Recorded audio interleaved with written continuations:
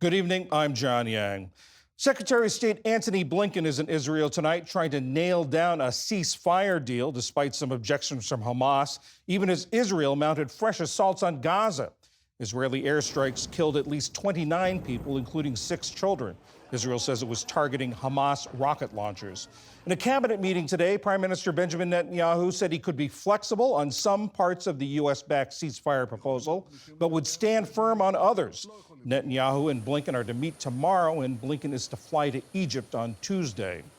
Ukraine is ramping up military operations in its nearly 2-week-old incursion into Russia. Ukrainian armed forces video shows a vital bridge in Russia's Kursk region being hit by an airstrike. It's the second key span that's been destroyed, severely hampering Russian supply lines. President Volodymyr Zelensky is asking Western allies to lift remaining restrictions on using long-range Western weapons to strike targets deeper in Russia while Russia is weakened. On the eve of the Democratic convention, Vice President Kamala Harris was in the key swing state of Pennsylvania. Harris and running mate Minnesota Governor Tim Walz made calls to supporters. Speaking to volunteers, Harris compared her leadership style with Donald Trump's. This campaign is about a recognition that, frankly, over the last several years, there's been this kind of perversion that has taken place, I think, which is to suggest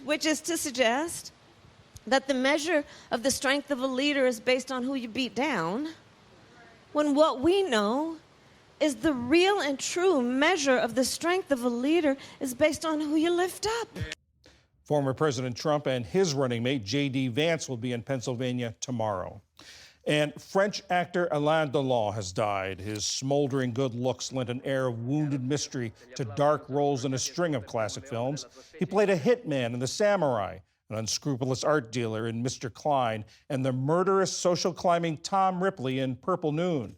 Off-screen, he was notorious for his entanglements with women, organized crime, and right-wing politics. Today, French President Emmanuel Macron hailed him as a French monument.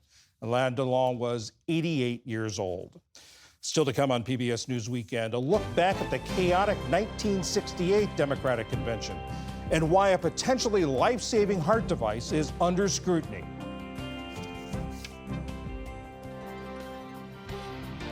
This is PBS News Weekend from WETA Studios in Washington, home of the PBS NewsHour, weeknights on PBS.